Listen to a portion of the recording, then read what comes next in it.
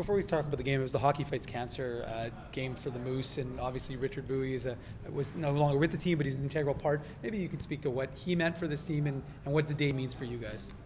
Well, if you get to know Richard, man, he's got such a good heart. He big smile every day at the office. Everybody loves Richard. Yeah, for us doing the video, he was crucial for coaches that know nothing about computer. But his smile and his demeanor is contagious. As far as every day is a good day for Richard. So yeah, our thought were with him. Especially last year he had to deal with his mom as well. So yeah. A big part of our team for the last. I started with him when I joined the Moose, so 6 years ago. So yeah, big part. Goose, you know that. So. Yeah. Okay, so pivoting to the game now, of course. But so you guys, I mean, they've got one of the best power plays in the AHL. You don't want to take penalties because it burned you on Friday. You see yourself down to a 5-on-3 right off the hop, and they score. So I mean. Obviously, you don't want to take any more penalties, but what is the message to the team at that point in the game? Well, as far as I'm concerned, we were taking way too many penalties since the beginning of the year. I think we're one of the most penalized team in our division, at least, and I don't think we have a physical, or we're that physical, or Broad Street Bullies type of team. So there's a lot of stick penalty that we have to clean up. Hooking, slashing, and all those penalties. Yeah, we got to take those away. Even in the offensive zone, we took a couple today again. But like you mentioned, we give up 2 goals last game against their power play. We'll start the game 5-on-3. They score also. But I thought all in all, and even last game, we gave up 2 goals. But I felt like we were good on the PK. We just didn't get the bounce. Obviously, the first one was a rush 3-against-2, but I didn't think it should have been a goal. From where they shoot the puck, and then a lucky bounce where Leon tipped the puck, came back on the stick of the guy in front of the net. So I felt like before the game we talk about the goal we give up, we talk about what we did well, and even if we give that goal 5-on-3, I felt like the PK was pretty sharp today as far as putting pressure. We gave a couple good scoring chances early on, but after that I thought we were pretty solid. But you're right, when you face a good power play team, it's important to stay away from those bad penalties that we have a tendency to take so far since the beginning of the year. We have a young team. I think that's one area of the game that we'll learn from those penalties because of that.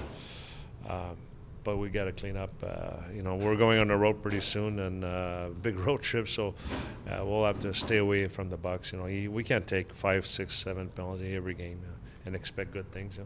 And one of the things you just mentioned is that it is a young team, and yet they didn't show a lot of sag. You're down by 2 goals, 2-goal deficit throughout the game, especially the one where they made it 3-1. Could have really deflated you guys because 10 seconds after Cole Meyer almost brings you within 1. But yet your team seemed to continue to push forward. Yeah, it's exactly what, as you mentioned, the timing of the goal today, where it could easily affect our spirit, and that's the first thing Mo mentioned after the game, and the first thing we mentioned to the players, we were down 2 goals, keep battling. We didn't change anything in the first, score a big goal in the second, and then we give up a goal 10 seconds later, which was another bad goal. So to keep fighting, to keep staying in the game. We lost a defenseman late in the first period. We had 5D for the last 40 minutes. So it showed a lot of character, a lot of resiliency from our players. That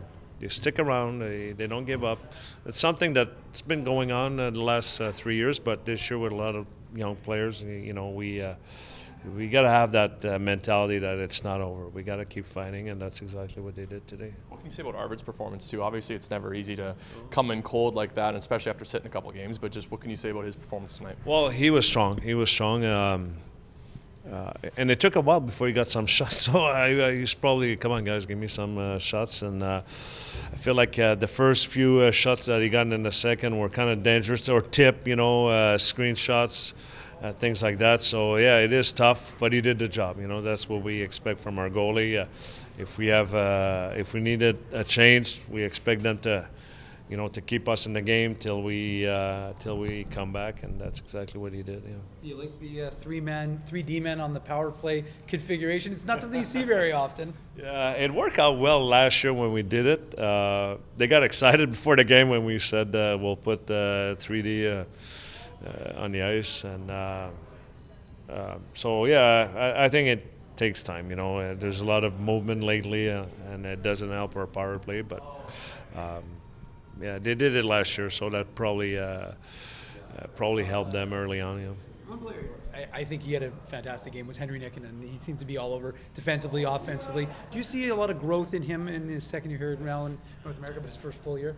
Yeah. Well, I think the growth will come offensively. I think he's sound defensively right now.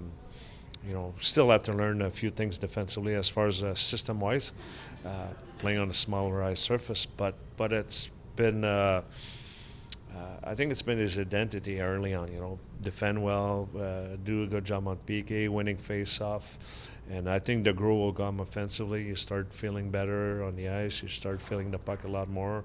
I think that will come, but we did see some good flashes tonight. So I think his offense is right around the corner.